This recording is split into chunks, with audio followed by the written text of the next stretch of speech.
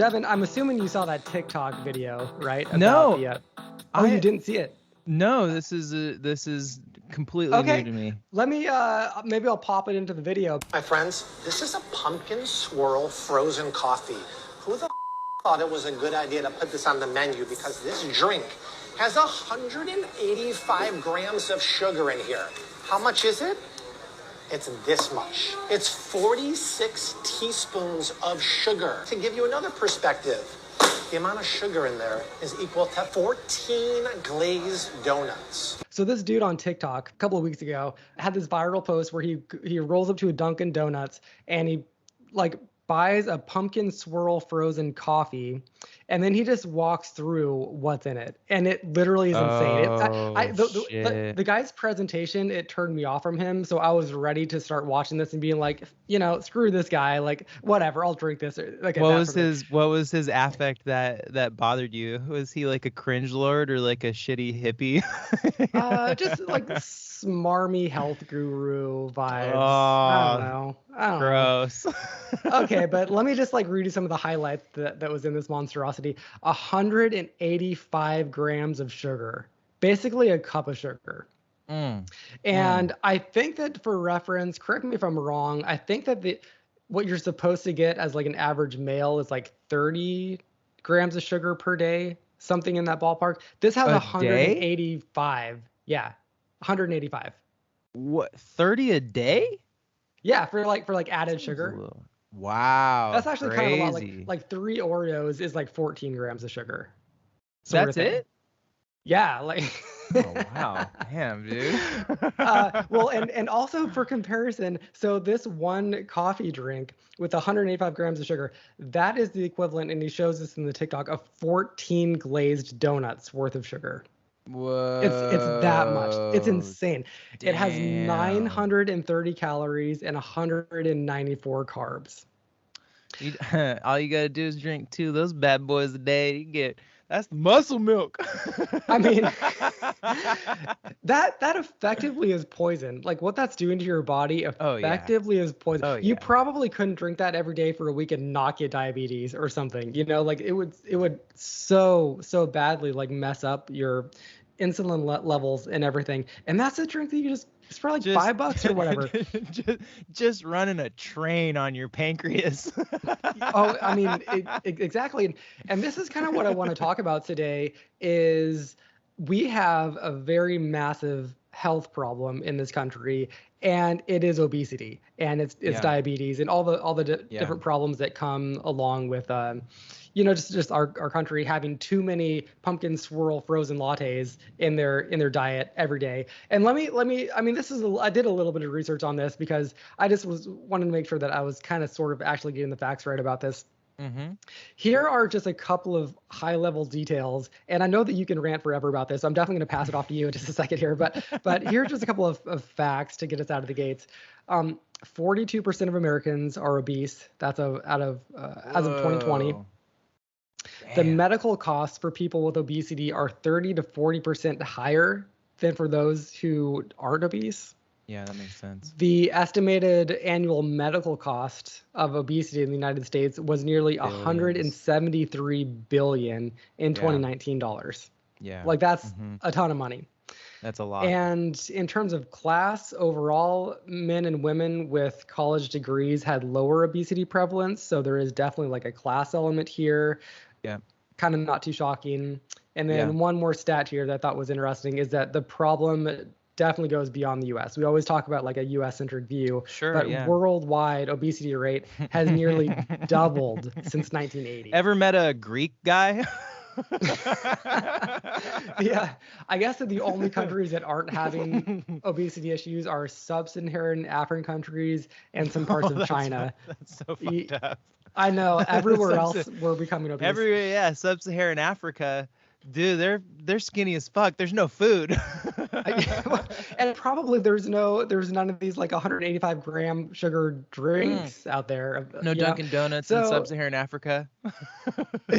maybe that's their move.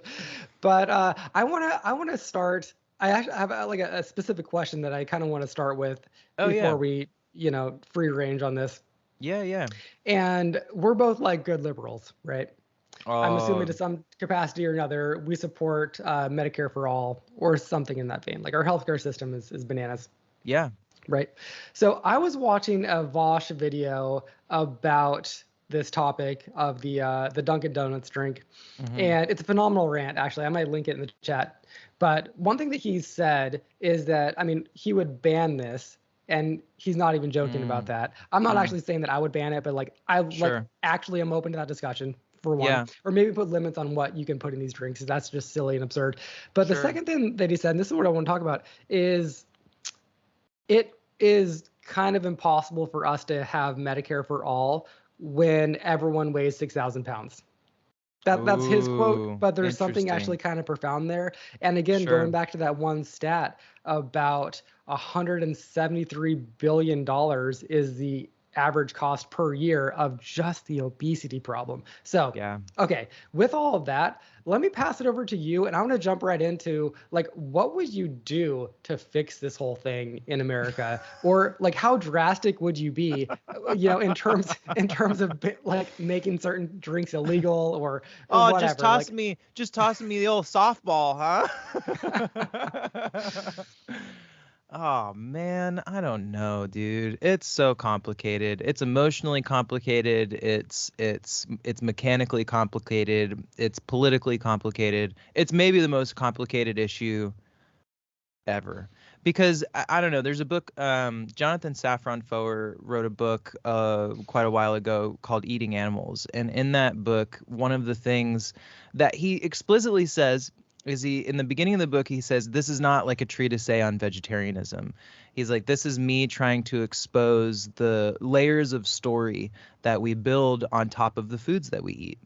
And it's an exploration of why it's so hard to change dietary patterns, why Mm. a lot of times when you talk to somebody about what they eat, it becomes combative and it becomes really emotionally challenging because food is something that's woven into the fabric of our lives from day one. It's woven into our identities in a way that I think is almost invisible to us because the stories that we're told about food before we even knew what stories were have become part and parcel of the person that we are in a way that you can untangle as you get older and develop, choose your personal relationship with food. Um, Fuck, man. It's also hard because you get like I get a little gun shy with the idea of banning things because as a good liberal, I'm also kind of a good libertarian, Mhm. and it's really hard for me to imagine stripping people of agency and infantilizing people in a certain way. But then it's like probably the traditional function of society up until the most modern version of society has been to create a moral structure, a moral framework for people to adhere to or to use as a guide stone. And we don't have that as a country around food right now. As the closest thing that we have is the FDA food pyramid, which is broken and an absolute disgrace and something that you shouldn't even use as a reference for how to eat well. I think they've updated it. I think even the updates bullshit. If I'm not Oh, really? mistaken. Yeah, because it's I've like not looked into this. it's grain reliant, which I saw one at a hospital recently, and it was like super heavy into the like veggie. I mean, it's like you're looking at a picture of vegetables effectively. I mean, I don't know if that was the one that you're referencing, but it seemed yeah, official, I'll governmental. take a look at the revised one because I think it's been a while since I've seen that.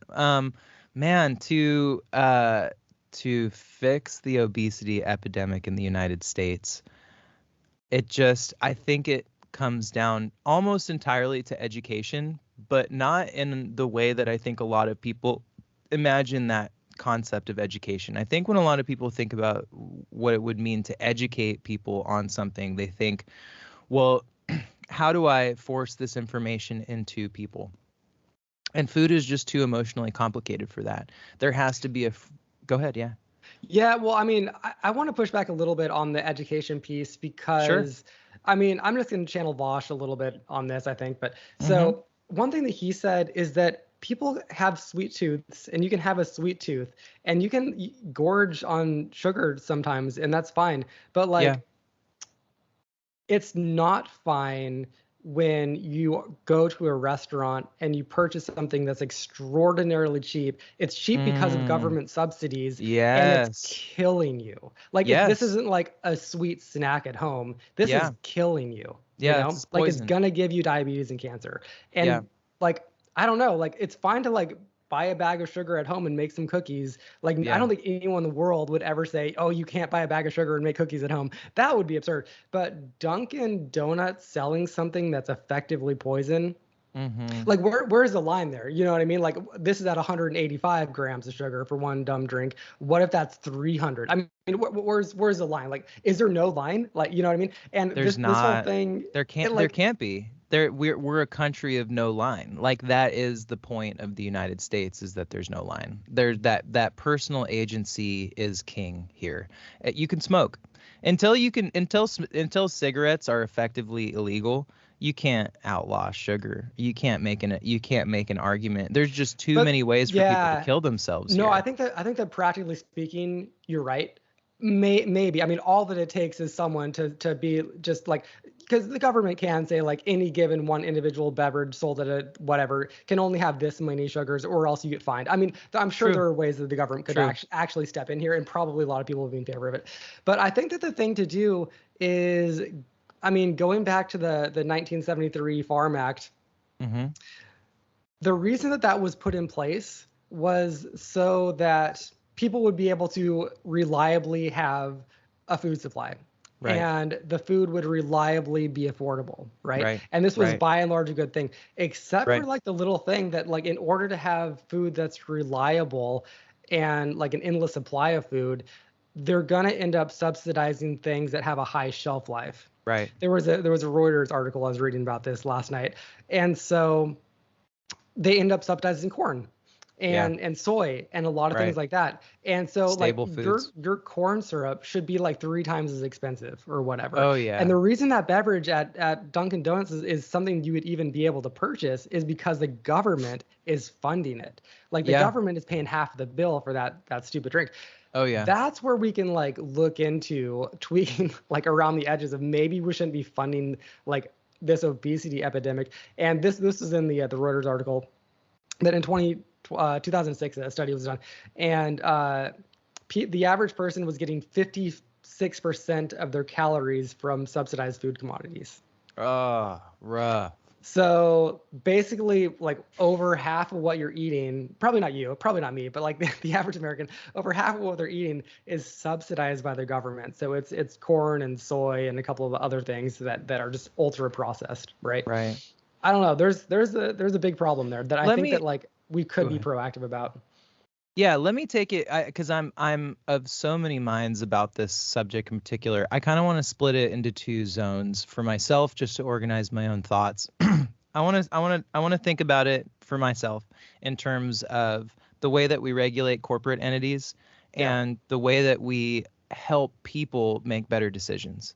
Right? Because like, we can't legislate people into making better decisions. Ultimately, the political apparatus is functional towards the corporate superstructure in the United States. Like, I don't think it's right to use the political apparatus to try to regulate people's personal decisions. And maybe that's I fully can I push back really quickly to say why I Oh disagree? yeah.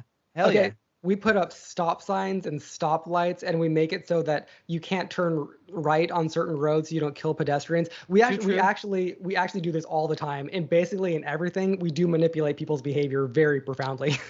You're right. You're absolutely right. You're for just for the sake of this thought experiment, or this kind of structure in my mind, I'm gonna leave I'm gonna leave it in my two camps, Peter. No. I think that But you're right. You're 100% there, right. There's so much there. The fingers of government are deep into our personal decisions and into our agent, personal lives.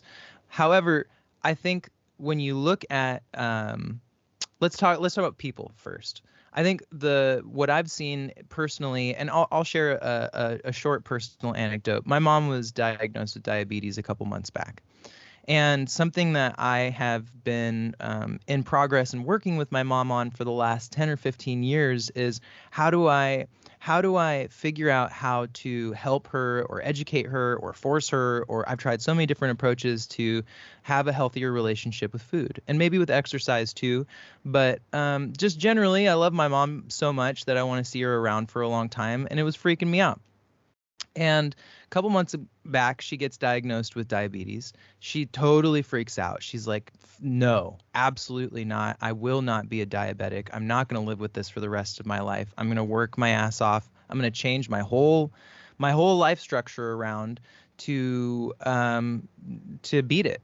Because it's possible, right? It's the in the medical, I think in Western, traditional Western medical thought, it's not. Once you beat the shit out of your pancreas, it stays down. But that's actually not true. You can't. Well, for some people it's true, but for a lot I of think people, even WebMD now says that you can get past it. Yeah. right? It's And becoming so mainstream. Yeah. good. And lo and behold, 2 months later, she's eating all meats, vegetables, very low sugar, no refined carbohydrates, no simple carbohydrates to speak of, no bread, blah blah blah. She goes and gets her, blood test a couple months later, maybe a few weeks ago. She calls me with this tremendous success story, and she says, "I'm no longer diabetic." And Whoa. I've lost Nice. 50 pounds. And I'm like, Whoa. dude, I cried. Damn. Of course, immediately. I wept because I'm like, 15 years of my life is not for nothing, man. Like I really have toiled at the grindstone of this problem, in my life.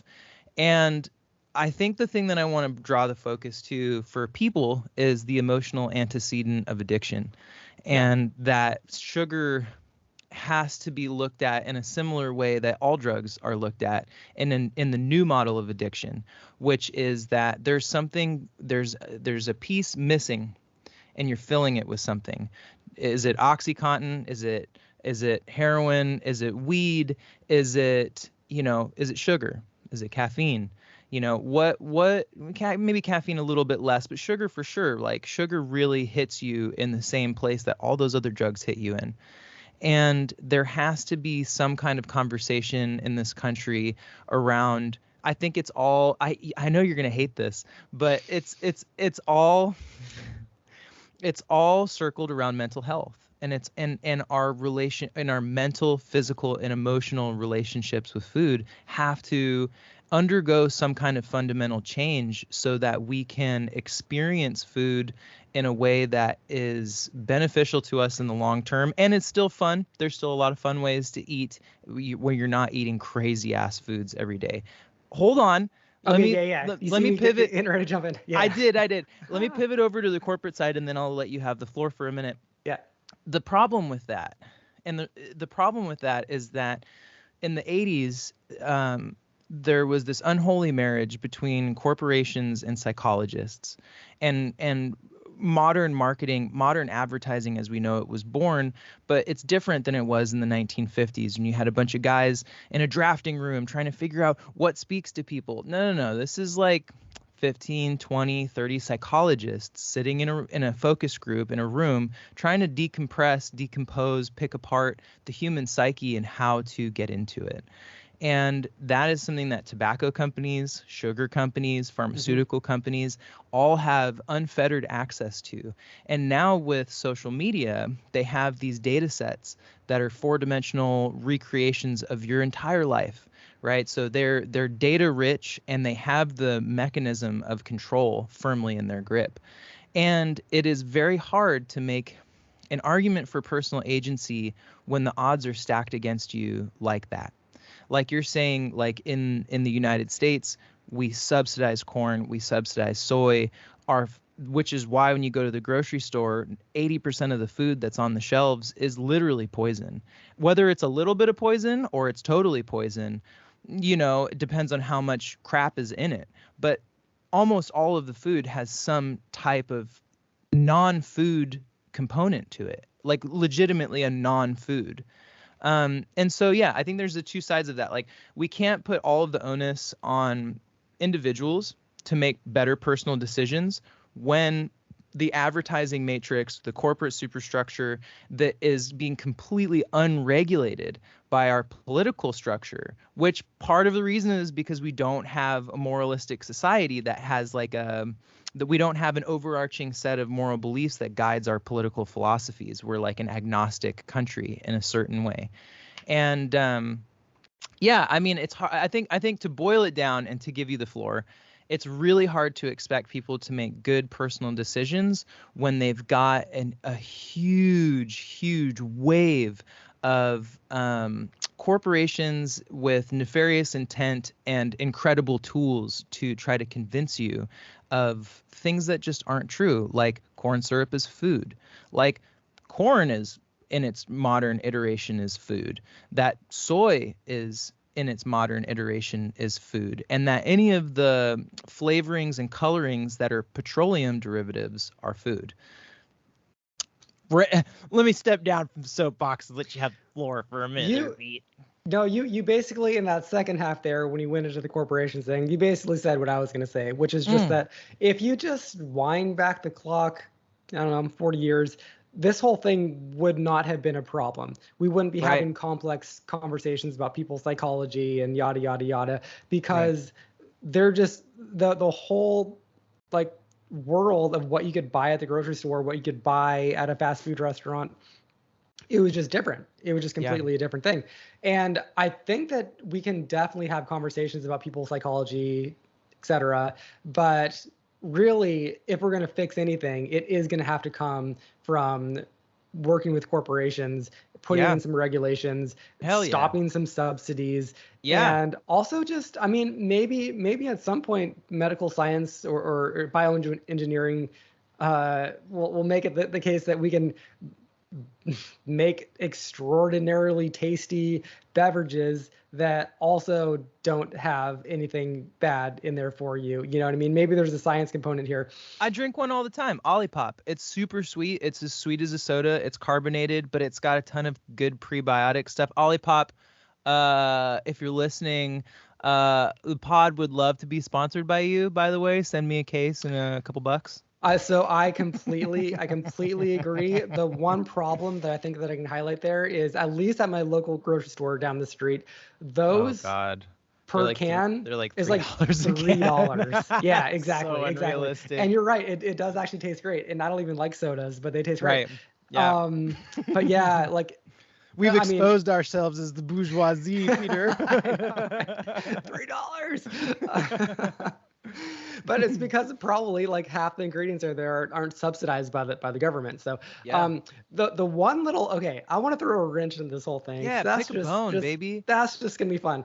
I'm gonna hit pause on this for just a second. I'm gonna pull up a clip from Scott Galloway talking about Ozempic. Ozempic, and man. such drugs might turn this whole entire universe right upside down. So tell me how. Please don't tell me you're an Ozempic fan. Okay, well, let's get into it. Let's listen to Scott Galloway first. Hold on. I mean, I will just preface it just saying it's not whether I'm a fan or not. This is like what's happening and what might happen. Okay. True. We'll pause right there.